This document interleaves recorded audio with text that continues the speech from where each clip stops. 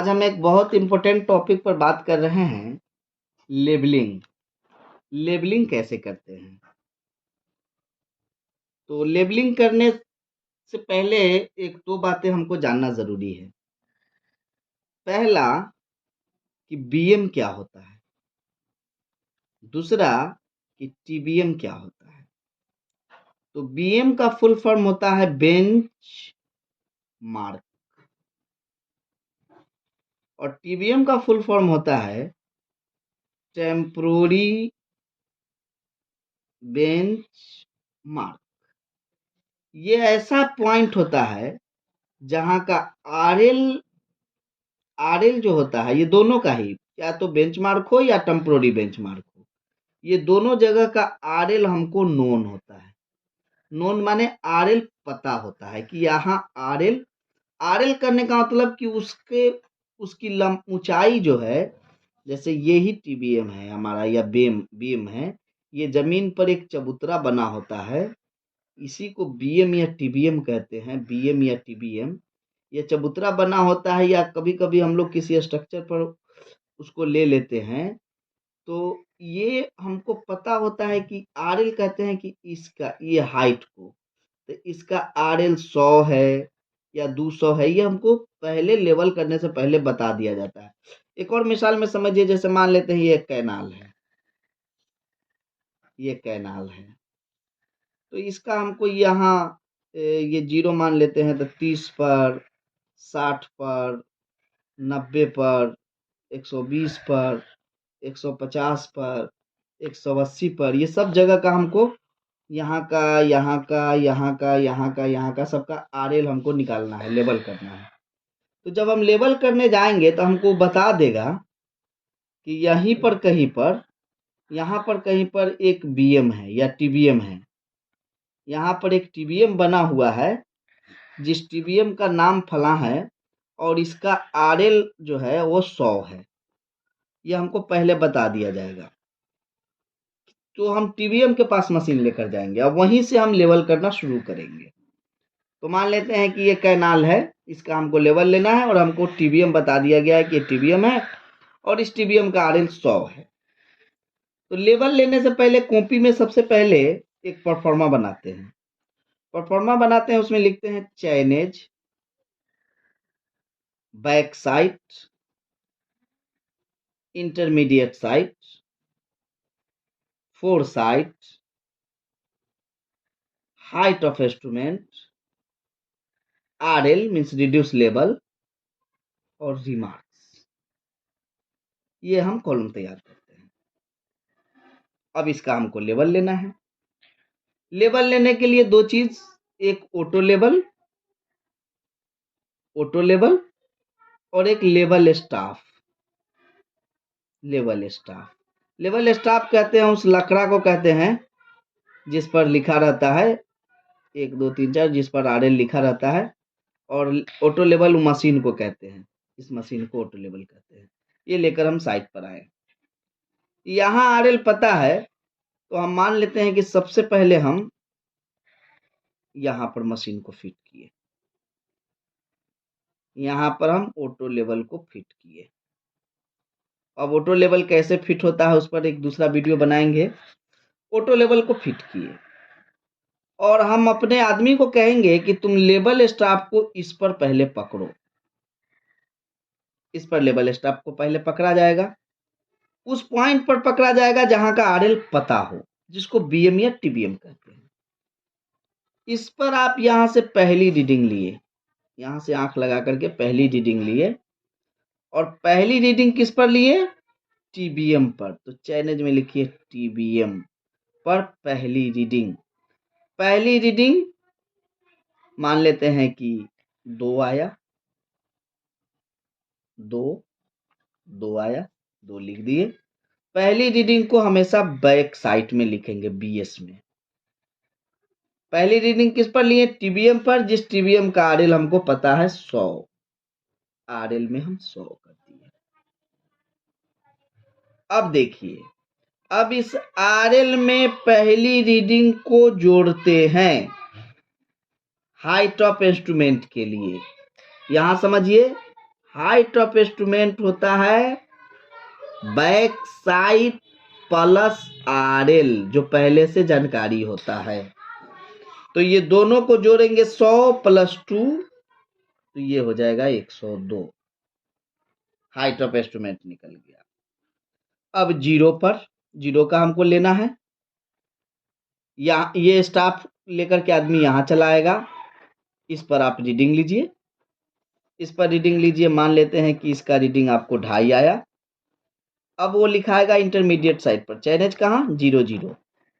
अब वो लिखाएगा कहाँ, ये 2.5 इंटरमीडिएट साइड पर लिखाएगा। साथ ही साथ RL निकालते हैं। अब RL कैसे निकलेगा इस पॉइंट का, RL यहाँ RL निकालना है, हम इसी में लिख देते हैं। RL कैसे निकलेगा, HI माइनस जो आपने ये IS लिया है, HI में से घटाइए, 102 में से 2.5 घटाइए, 102 में से 2.5 आप घटाएंगे तो आ जाएगा 99.50। अब फिर 30 पर रीडिंग लेना है, चैनेज पर 30 चढ़ाइए, ये स्टाफ उठा करके यहाँ रख दीजिए। मशीन यही है, ये मशीन से इसको फिर स्ट्राइक कीजिए। देखिए जब इसको आप देखते हैं तो मान लेते हैं कि यहाँ भी 2 आया, ये भी IS में लिखाएगा। जब तक मशीन नहीं उठेगा सब IS में लिखाएगा। अब इस 30 का RL कैसे निकलेगा, सेम HI में से इसको घटा देना है, 102 में से 2 को घटा देंगे तो हो जाएगा 100। यहाँ का RL 100 हो गया।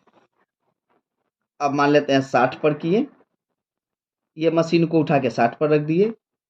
अभी मशीन नहीं उठ रहा है, सॉरी, स्टाफ को उठा के 60 पर रख दिए। मशीन जहाँ का तहाँ फिक्स है। फिर ये IS में ही लिखाएगा।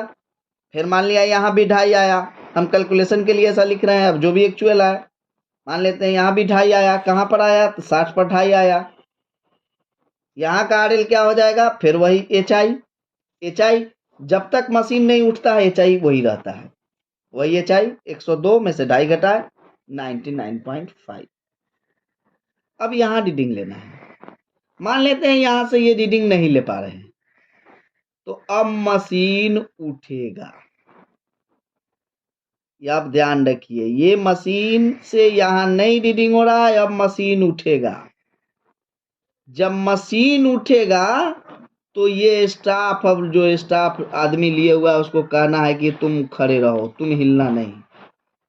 क्योंकि हम मशीन उठा रहे हैं तो तुमको अब नहीं हिलना है। ये खड़ा रह जाएगा, मशीन यहाँ आके लग गई। ये चेंज पॉइंट 1 कहलाता है, CP1। अब मशीन लग गई। इससे फिर अब 60 को ही देखेंगे, इससे फिर अब 60 पर ही देखेंगे। इसका नाम रख देंगे चेंज पॉइंट 1। लेकिन ये जहां 2.5 लिए थे वहीं पर फिर देखेंगे। लेकिन मशीन बदलाया है, मशीन जब बदलाता है तो ये जो IS के कॉलम में हम लिख के कैलकुलेशन किए थे, ये IS में नहीं लिखाता है।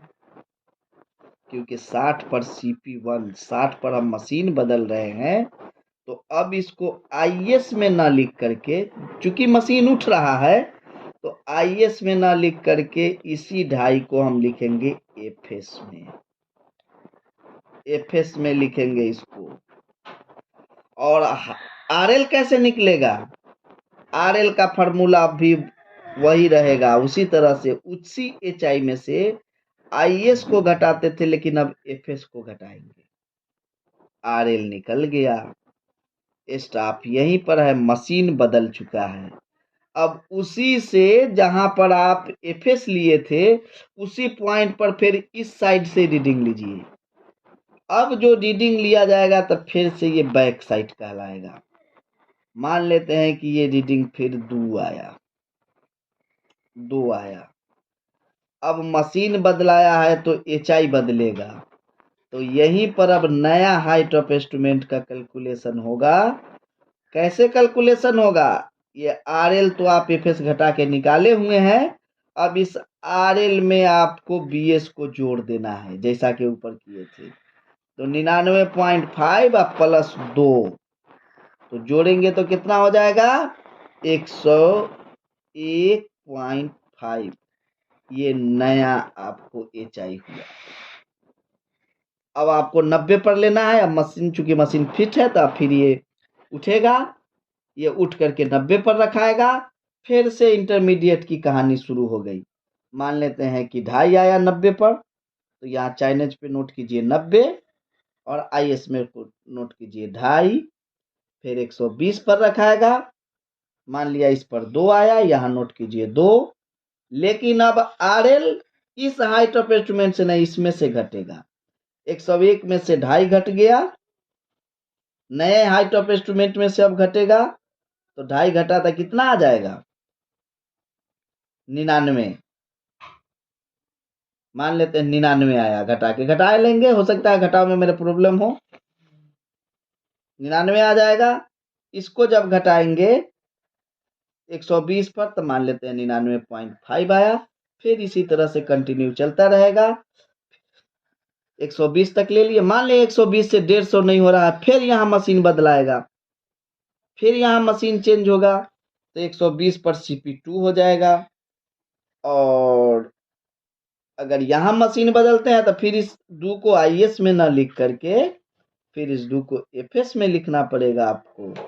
और ये RL यही रहेगा, लेकिन फिर 120 पर ये 120 यहाँ फिक्स हो जाएगा। इसको बैक फिर उसी पॉइंट पर लेंगे, तो फिर अब जो रीडिंग आएगा वो फिर से BS में लिखाएगा। अब फिर से नया HI बनाना होगा, तो फिर इसमें इसको जोड़ करके नया HI बना लीजिएगा। इस तरह से कंटिन्यू सर्वे चलता रहेगा। Thank you. इतना ही, फिर आगे बाद में इस पर चर्चा करेंगे।